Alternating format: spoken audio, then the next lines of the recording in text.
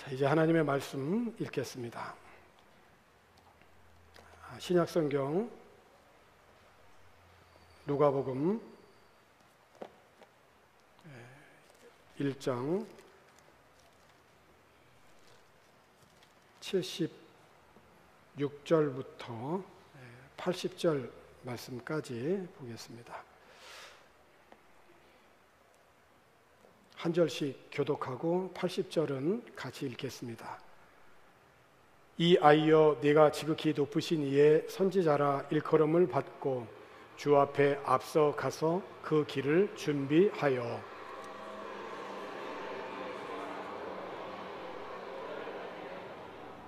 이는 우리 하나님의 긍휼로 인함이라. 이로써 돋는 해가 위로부터 우리에게 임하여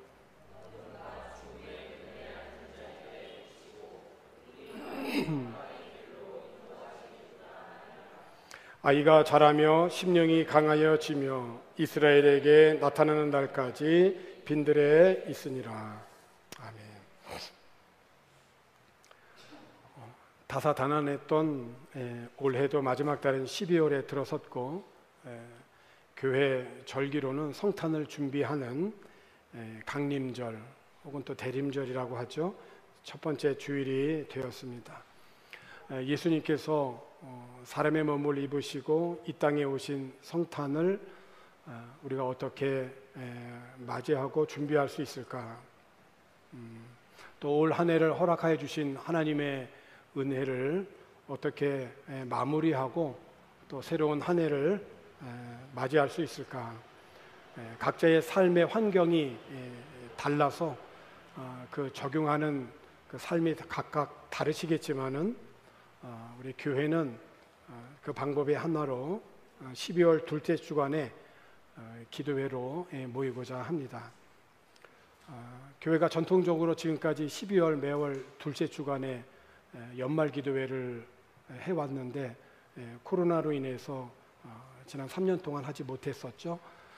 이번에 이제 다시 연말 기도회를 통하여서 하나님이 허락해 주셨던 올 한 해 기도와 말씀으로 마무리하면서 동시에 교회 절기로 이 성탄을 준비하고 또 하나님이 열어주실 그런 새로운 2024년도 새로운 한 해를 우리가 기도와 말씀으로 준비하면 좋겠습니다. 오늘 저는 여러분과 함께 예수님의 길을 준비한 사람 중에 세례 요한에 대해서 살펴보면서 교훈을 얻고 또 주님의 은혜를 구하려고 합니다. 구약의 역사가 그 말라기로 끝이 나고 예수님이 이 땅에 오시는 그 시기를 우리가 신구약 중간 시대라고 이렇게 얘기하죠. 그 시기가 약 한 400여 년 정도 됩니다. 이 시기는 메시아가 오심을 기다리는 그런 시기이지만은 딱히 어느 선지자가 나타나서 하나님의 말씀을 선포하지는 않았습니다. 이렇게 길고 긴 400여 년의 시간이 흐르다가 백성들에게 하나님의 메시지를 전한 선지자가 나타났는데 그 사람이 바로 세례 요한입니다. 400여 년 만에 나타난 하나님의 선지자죠. 구약의 마지막 선지자입니다. 하지만 세례 요한이 어느 날 갑자기 백성들에게 나타난 것은 아닙니다. 400여 년 동안 하나님의 말씀이 침묵한 것 같지만은 하나님은 어느 때고 인간의 구원을 위하여서 뒷짐지셨던 분은 아니십니다. 역사를 통해서 사건을 통해서 계속해서 말씀해 오셨고 또 때가 되자 세례 요한을 백성들에게 보내셨습니다. 하나님께서 백성들에게 세례 요한을 어떻게 보내셨는가? 그의 출생부터 보면 매우 신비합니다. 세례 요한의 가족 배경을 살펴보게 되면 아버지는 사가랴고 어머니는 엘리사벳입니다. 모두 다 아론 자손의 사람들입니다. 다시 말하면 순수한 그런 제사장 가문의 출신이라고 볼 수 있습니다.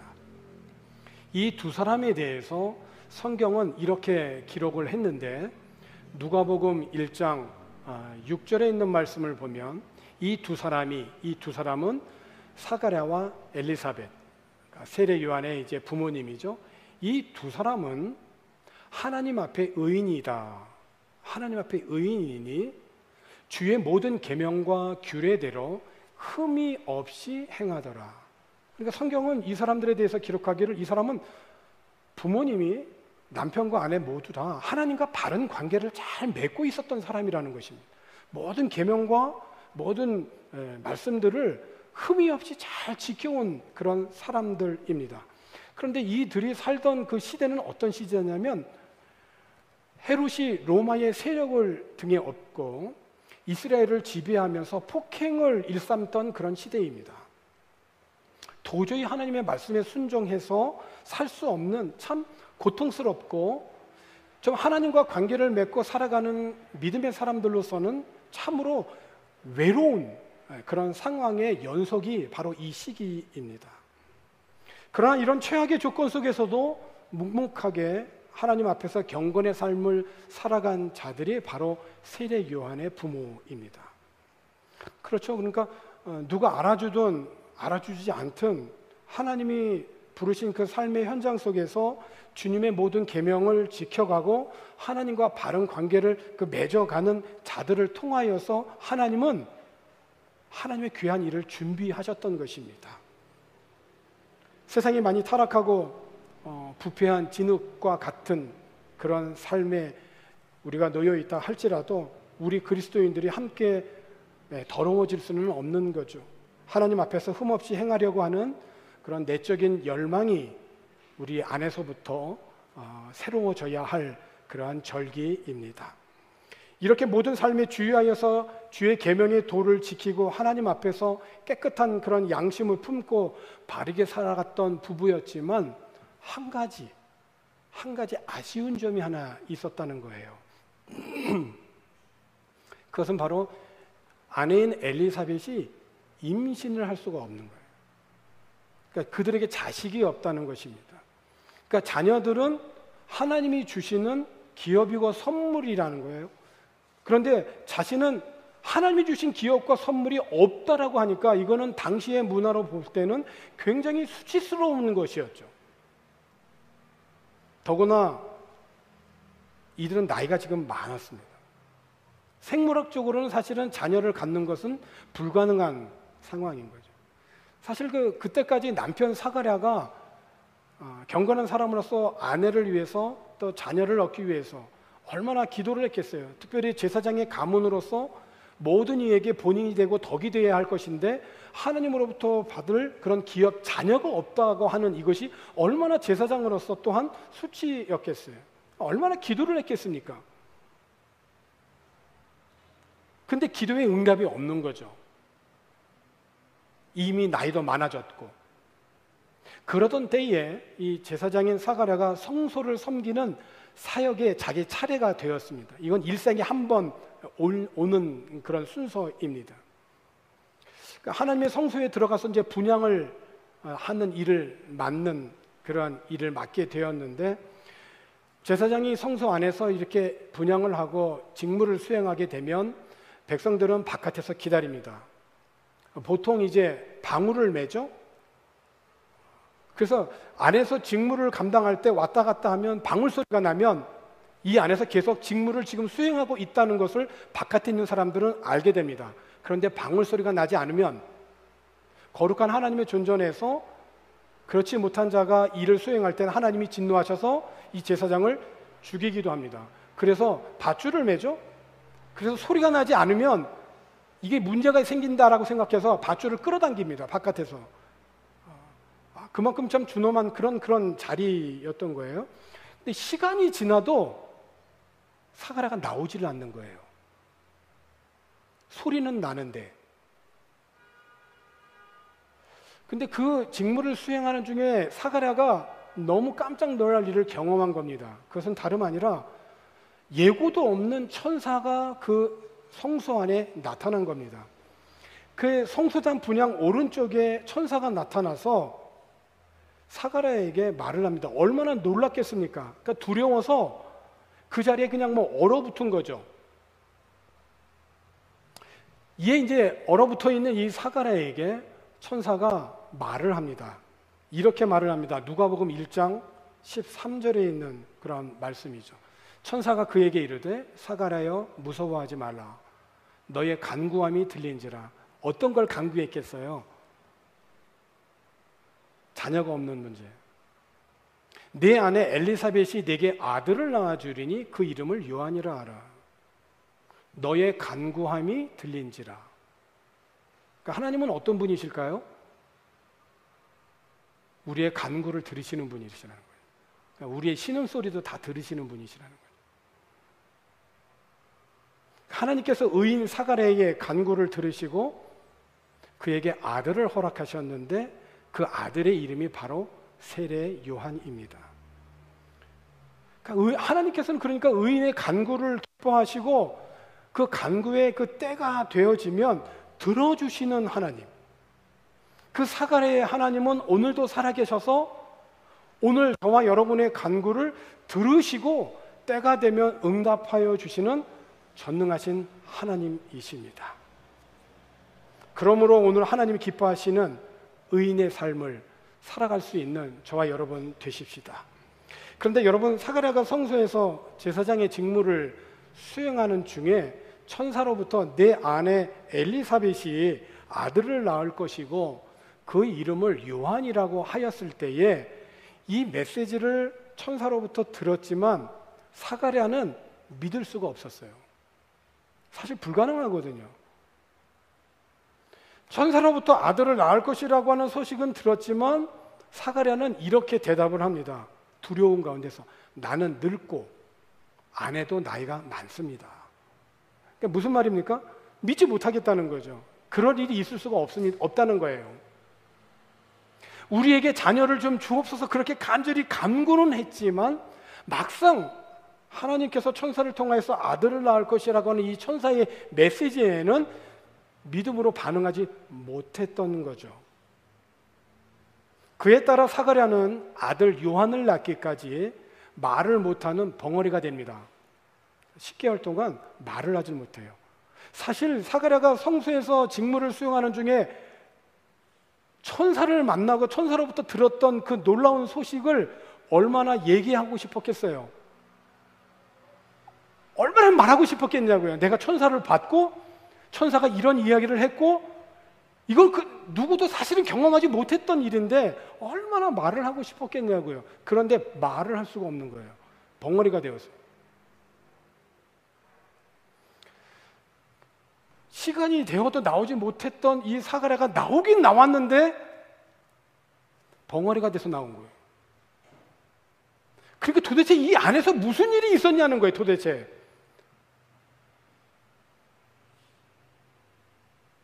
양쪽이 다 답답했던 거죠. 벙어리가 된 이 사가랴가 말이 터진 거는 언제냐면은 약속대로 아이 요한이 태어나고 이름을 짓고자 할 때. 그러니까 우리나라도 한 가족의 그 자녀들을 이름을 질 때 요즘은 그렇지 않지만 이름 돌려서 적잖아요. 저도 이제 장남으로 철중이잖아요.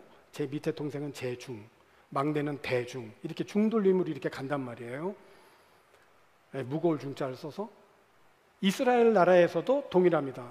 친척이나 가족 중에서 정말 존경하고 그런 흠모할 만한 사람의 이름을 자녀들의 이름으로 정합니다. 그래서 사람들은 이 앞으로 태어날 이 아기의 이름을 아버지의 이름을 그대로 따서 사가랴라고 하고 싶었어요. 그래서 사가랴라고 하고 싶어서 이웃들과 친척들이 그렇게 뜻을 모았는데 엘리사벳이 아닙니다는 거죠. 이 아이의 이름은 요한이라고 해야 됩니다 라고 대답을 한 거예요. 아무도 친척 중에 요한이라고 하는 사람의 이름은 우리 가문에 없는데 어떻게 요한이라고 하느냐. 남편 사가랴한테 한번 물어봐야 되겠다. 그리고 사가랴에게 물어봤습니다. 말을 할 수가 없으니까 서판을 달라고 해서 서판에다가 씁니다. 이름을 요한. 요한이라고 하는 이름의 뜻은 뭐냐면은 여호와께서 사랑하시는 자라고 하는 그러한 뜻입니다. 그러니까 사가랴는 10개월 동안 비록 말은 못했지만 내가 이렇게 말을 하지 못하게 된 이 벙어리가 된 이유는 하나님이 하신 말씀을 믿음으로 내가 반응하고 그 감사하지 못했을 때 거기에 대한 그 책망으로 10개월 동안 말을 하지 못하는 벙어리였잖아요. 그렇지만 비록 자기가 그런 책망 가운데 있지만 아기가 낳을 때는 여러 사람의 이름 가운데는 반드시 요한이라고 하는 이름을 기억해 두었다가 천사의 지시대로 이름을 요한이라고 그렇게 정했던 거죠. 그래서 사람들이 다른 사가랴의 이름으로 하고자 할 때 아이의 이름은 요한이라고 해야 됩니다라고 서판을 쓰는 것과 동시에 말이 터진 거예요. 그러니까 요한이라고 그렇게 얘기를 해야 됩니다. 이름을 줘야 됩니다라고 그렇게 얘기를 했던 것은 자신이 지금까지 살아왔던 인간적인 생각과 이치를 앞세웠었던 자신의 모든 잘못에 대해서 깨닫고 돌이키는 회개했던 사람이었다는 것을 우리가 알 수가 있는 것이죠. 이런 출생의 배경을 안고 태어난 요한을 보면서 우리들이 한 가지 기도의 제목이 있다면 하나님의 우리의 구원을 위해서 예수님을 이 땅에 보내주시기 위해서 하나님께서 일찌감치 하나씩 준비해 오셨는데 세례 요한을 준비하셨는데 세례 요한은 바로 경건한 가정을 통해서 이 땅에 왔다라고 하는 거죠. 그러므로 성탄을 준비하는 오늘 우리들이 먼저 돌아봐야 할 것은 오늘 우리들의 가정이라고 하는 것입니다. 부모님이 비록 세상이 이 진흙과 같이 이렇게 많이 죄로 물들고 부패하고 타락한 세상이지만은 하나님과 바른 관계를 맺는 의로운 그런 가정,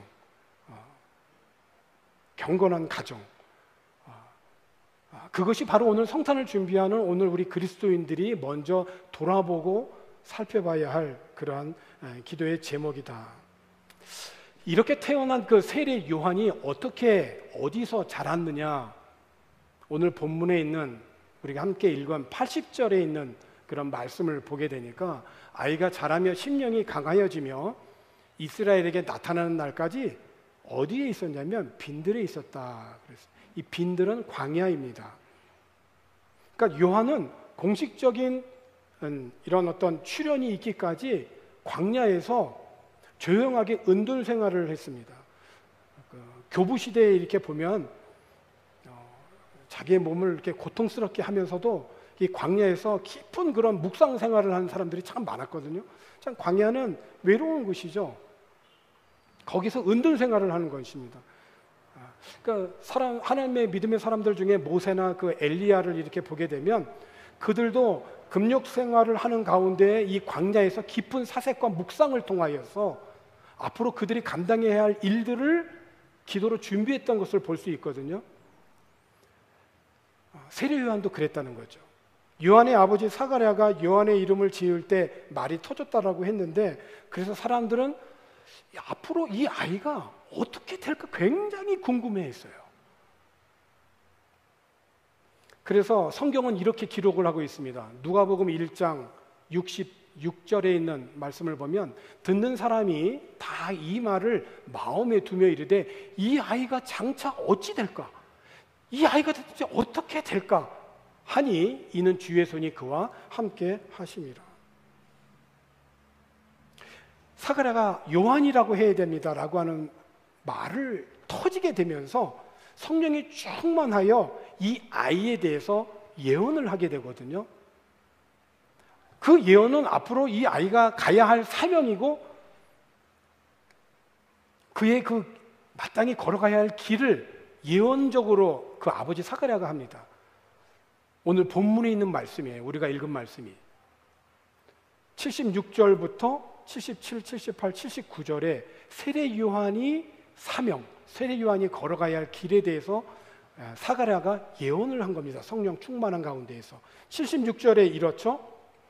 이 아이여 내가 지극히 높으신 이의 선지자라 일컬음을 받고 그는 선지자였고요. 주 앞에 앞서가서 그 길을 준비했다. 그러니까 예수님의 앞에 앞서서 준비한 선지자가 세례 요한이라는 거예요. 그게 그의 아주 사명이라는 것입니다. 무엇을 준비하느냐? 77절에 있는 말씀을 보게 되니까 주의 백성에게 그 죄사함으로 말미암는 구원을 알게 하리니 죄사함으로 말미암아 구원을 알게 하는 이것이 누구에게? 주의 백성들에게. 이게 뭐라는 겁니까? 78절에 있는 말씀을 보게 되면은 이는 우리 하나님의 긍휼로 인함이라. 그 하나님의 그 사랑으로 인하여서. 79절에 있는 말씀에서 어둠과 죽음의 그늘에 앉은 자에게 비치고 우리 발을 평강의 길로 인도하시리로다. 그러니까 세례 요한은 지극히 높으신 분의 그 선지자로서 메시아를 준비하는 선지자로 살아갈 것이고, 그의 사역은 앞으로 왕께서 이루어 가실 그 구원의 지식을 미리 전하게 하는, 메시아를 맞이할 준비하는 선지자로 이 땅에 오는 겁니다. 그래서 이러한 사역을 정말 감당하기 위해서 혹독한 훈련을 하는 것입니다. 어디에서? 광야에서. 그 광야에서 혹독한 연단의 과정을 거칩니다. 그래서 세례 요한은 어떤 세속적인 안일함과 편안함과는 거리가 먼 생활을 했습니다. 그는 오직 하나님의 나라를 증거하기 위해서 보냄을 받은 선지자였어요. 거칠고 고독한 광야에 거처했던 요한의 자리에 오늘 우리 성탄을 앞두고 있는 오늘 우리들도 그 자리에 우리가 기꺼이 좀 설 수 있는가? 오늘 우리 어린 아이들하고 함께 같이 예배 시간에 나눴는데, 언제부터인가 메리 크리스마스가 해피 할리데이로 바꿔진 지가 정말 몇 년 됐죠? 즐거운 그런 할리데이이지 크리스마스가 돼서는 안 된다는 거예요. 이건 사탄의 분명한 전략입니다. 그러니까 그리스도를 예배하는 그런 크리스마스가 돼서는 안 된다는 거예요. 이거는 그냥 해피 할리데이로 지내가야 할, 그래서 이 크리스마스에는 예배가 없어지게 되고 하나님 앞에 나오는 자가 없어야 되는 것이고, 이거는 분명한 100% 아니 200% 사탄의 전략인 것입니다. 그런 세상 가운데 우리가 있는 것이죠. 그런 그 최초의 그 성탄을 앞에 둔 그때에 세례 요한은 하나님의 준비된 자로서, 그래서 그가 온 그 사역의 그 메시지의 핵심의 키포인트는 뭐였느냐? 회개하라였었죠. 준비하는 것의 키포인트는 뭐냐? 회개하는 것이다. 경건한 부모의 선한 역량과 또 빈들에서 혹독한 연단의 과정을 거치면서 내가 누구인지를 깊이 깨닫고 앞으로 자기가 감당해야 할 사명이 무엇인지를 요한은 알았었기 때문에 주변에 있는 여러 많은 그 환경에서도, 상황에서도 흔들리지를 않았었어요. 그래서 자신을 따르던 제자들이 예수님을 많이 따라가게 됐거든요. 그래도 흔들리지 않았어요. 그의 그 메시지를 그 중심이 메시아가 오시니까 메시아를 맞을 준비를 하라는 것이거든요. 회개하라는 것이거든요. 그래서 누가복음 3장 3절에 있는 그 말씀을 보게 되면은 요한이 요단강 부근 각처에 와서 죄사함을 받게 하는 회개의 세례를 전파하니, 그러니까 세례는 뭐냐면 죄사함을 받게 하는, 회개에 이르게 하는 귀한 영적인 하나님의 도구가 되는 거예요. 세례는 내 자신이 하나님 앞에서 죄인임을 깨닫고 그것을 공적으로 내가 고백하게 할 수 있는 것이 세례라고 하는 것이에요. 죄사함을 받게 하는. 누가 천국에 갈 수 있습니까? 죄사함을 받은 회개한 자가 하는 것이죠. 그 세례 요한을 왜 세례 요한이라고 하냐면 그가 세례를 많이 베풀었기 때문에. 다른 요한에 비해서 사도 요한도 있고 요한이 많거든요. 요한이 많아요. 근데 다른 요한과 구별하기 위해서죠. 세례 요한의 메시지의 핵심은 항상 회개하랍니다. 왜? 구원의 주님이 오시니까. 그래서 회개한 사람은 무엇을 사모하냐면은 세례받기를 사모합니다. 세례는 죄사함을 받게 하는 거룩한 예식이고, 은혜 중에 은혜는 뭐냐면 내가 죄사함을 받는 거예요. 그러니까 죄사함을 받지 못하고 죄사함에 대한 확신이 없으니까 항상 불안하고 항상 우울하고 항상 어두운 거예요. 항상 어두운 거예요. 죄사함이 없으니까. 그러니까 은혜 중에 은혜는 내가 죄에서 자유함을 얻는 거예요. 죄에서 자유함을. 그러니까 왜 어떻게 죄사함을 얻느냐? 이거는 회개하는 것이에요. 그거를 위해서 예수님 전에 세례 요한이 왔다는 거예요. 그리고 그 구원을 이루기 위해서 예수님이 십자가에 피 흘려 돌아가시고 죽음에서 부활하셨다라고 하는 거예요. 그러니까 죄악으로 멸망하는 이스라엘의 완악한 마음이 은혜를 받으려면 먼저 회개하고 부드러운 마음이 되어야 되는 거예요. 그러므로 요한은 회개의 세를 전파하여서 교만한 마음은 낮추고 절망으로 낮아진 마음은 높여서 사람들이 하나님의 은혜에 나아가도록 준비케 한 거죠. 그렇습니다. 주님의 영광스러운 부활에 있기 전 수많은 십자가가 있었잖아요. 마찬가지로 우리가 하나님의 은혜와 축복, 이 삶을 살아가기 전에, 이 메시지 이전에 반드시 거쳐야 할 과정이 있는데 그것이 바로 회개라고 하는 것입니다. 그래서 하도 세례를 베푸니까 그 세례를 구경하기 위해서 온 사람들이 있었거든요. 당시 종교인들입니다. 세례 요한이 어떻게 하나 보려고 그 요단강가에 찾아온 그 종교인들이 있었습니다. 그들에게 거침없는 독서를 퍼붓던 거예요. 그게 누가복음 3장 7절, 8절, 9절입니다.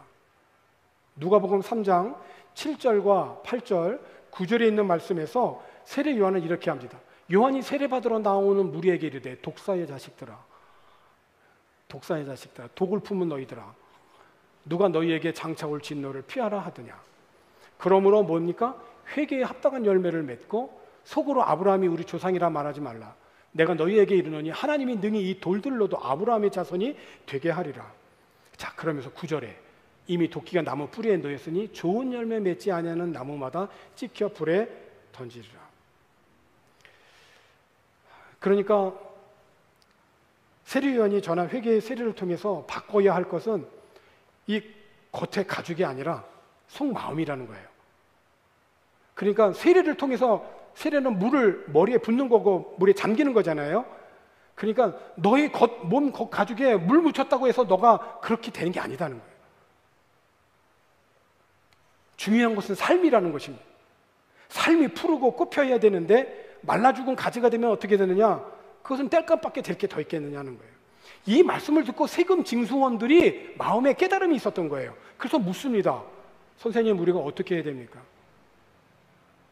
오늘도 어느 청소년이 어저께 제가 이렇게 픽업을 하고 집에다 데려다 주는데 저는 그 시간이 참 좋은 시간이거든요. 일부러 신방하기 어려운데 아이들을 픽업할 수 있는 시간이 저한테는 신방 시간이라고 생각을 해서 아이들한테 이제 묻는 거거든요. 뭐 요즘 괜찮아? 뭐 요즘 뭐 어려운 건 없어. 근데 어떤 그 막내가 요즘 어려운 점이 있다는 거예요. 어려운 점이 있대요. 그래서 걸렸구나 얘가 이제 드디어. 그래서 이제 생각했어요. 그래서 근데 사람들이 많아 있어서 형들 누나들이 있으니까 얘기를 못 하더라고요.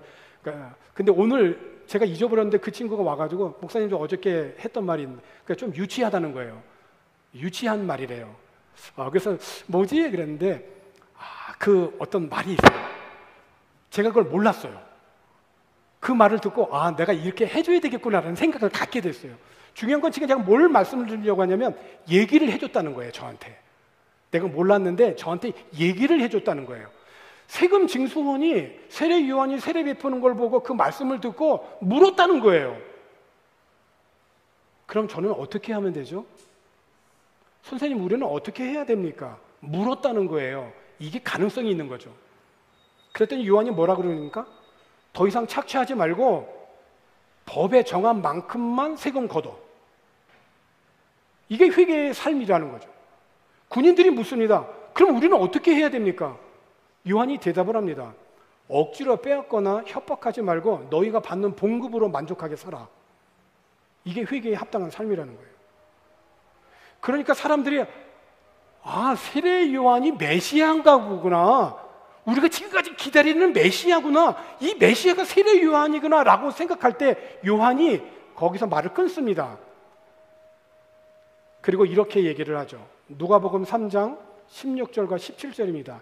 요한이 모든 사람에게 대답하여 이르되 나는 물론 너희에게 세례를 베풀거니와 나보다 능력이 많으신 이가 오시나니 나는 그의 신발끈을 풀기도 감당치 못하겠노라.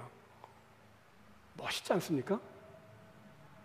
그는 성령과 불로 너희에게 세례를 베풀 것이. 나는 물로 밖에는 세례를 주진 못해. 그러나 그는 불과 성령으로 세례를 줄 거야. 계속해서 보니까 말씀을 보니까 17절에 있는 말씀을 보니까 손에 키를 들고 자기의 타작마당을 정하게 해서 알곡은 모아 곳간에 들이고 쭉정이는 꺼지지 않는 불에 태우시리라. 그리고 요한복음 3장 28절서부터 있는 말씀을 보게 되면 우리가 잘 아는 말씀이죠. 내가 말한 바 나는 그리스도가 아니라요. 나는 메시아가 아니라는 거예요. 분명하죠? 그의 앞에 보내심을 받은 자라고 한 것을 증언할 자는 너인데 29절에 이어서 신부를 취하는 자는 신랑이나 서서 신랑의 음성을 듣는 친구가 크게 기뻐하니 나는 이러한 기쁨으로 충만해. 그러면서 30절에 같이 한번 읽어보십시다. 그는 흥하여야 하겠고 나는 쇠하여야 하리라. 얼마나 자기 자신이 누구인지를 아는 정말 정체성이 분명한 사람이죠. 사람들이 다 자기를 메시아로 이렇게 인정하고 이렇게 높이려고 할 때 No, 나 아닌데? 나 아니고 저분이야. 저분이 그리스도야. 그러니까 세례 요한은 공적인 생활은 1년밖에 되지 않습니다. 정말 짧은 생활이에요. 그 1년을 위해서 혹독한 훈련을 했던 거죠. 그리고 여러분이 아시는 대로 세례 요한은 목배임을 당하고 순교합니다. 당시 권력 있는 권력자에게 바른 말을 하죠. 헤롯이 동생의 아내를 아내로 맞아들이는 것에 대해서 책망을 하잖아요. 그래서 감옥에 갇힙니다. 그리고 잔치상에 흥겨운 그런 자기의 그냥 말 한마디로 인해서 세례 요한의 머리를 달라고 하는 그런 헤로디아의 그 요청을 딱 알고 있었던 딸이 멋진 춤을 추고 나서 그 춤 대가로 세례 요한의 머리를 요구하잖아요. 그래서 세례 요한은 참수를 당합니다. 어떻게 보면 그리스도인의 생활이라고 하는 것이 우리가 생각하는 행복, 복, 축복, 이거하고는 세례 요한을 보면 너무 거리가 멀어요. 그죠? 혹독한 그런 광야의 훈련, 그리고 먹는 음식이 메뚜기하고 석청 정도였거든요. 거의 광야에서 자랐고, 그리고 결국은 그의 인생의 끝은 순교로 끝나잖아요. 만약에 우리들의 삶이 그렇다면 예수 믿으면 복 받는 줄 알았는데, 예수 믿으면 성공하는 삶 아니야? 너무 거리가 멀지 않습니까? 오늘 성탄절에 다시 한번 우리는 돌아보는 거죠. 세례 요한을 통해서 말씀을 맺고자 합니다. 오늘 성탄을 앞두고 우리가 예수님을 어떻게 맞이하면 좋을까? 무엇보다 우리 먼저 가정을 한번 돌아보면 좋겠어요. 비록 시대가 악하지만 부모님들의 경건함으로 말미암아 자녀들에게 선한 영향을 줄 수 있는 그런 은혜가 있는 그런 기도가 있는 그러한 성탄 준비 기간이 되었으면 좋겠고, 내가 아니라 저분이다고, 나는 쇠하여야 하겠지만 그는 흥하여야 하겠다고, 내가 누구이고 어디로부터 와서 무엇을 하고 어디로 가야 될지 자기 자신이 누구인지를 분명히 깨닫고, 그리고 이 성탄의 크리스마스, 그리스도를 예배하는 그 절기로 우리들이 이 크리스마스를 준비하고 보내는 그런 저와 여러분 되기를 주의 이름으로 축원합니다. 기도하겠습니다. 하나님 아버지 감사합니다. 성탄을 준비하는 대림절 첫 번째 주일에 우리가 해피 할리데이가 아니라 정말로 홀리 크리스마스, 메리 크리스마스가 되기 위하여 우리가 다시 한번 하나님의 말씀 앞에 설 수 있도록 도와주시고, 또 우리의 모든 가정들이 의로운 경건한 가정들이 되어 세상에 물들지 아니하고 하나님을 예배하고, 그래서 우리의 자녀들이 또 우리의 다음 세대들이 정말 하나님의 나라를 위해서 귀하고 아름답게 잘 사용되어지고 쓰임받을 수 있는 하나님의 은혜와 복이 넘치도록 주님 인도하여 주시옵소서. 감사를 드리고 예수님의 이름으로 기도하옵나이다. 아멘.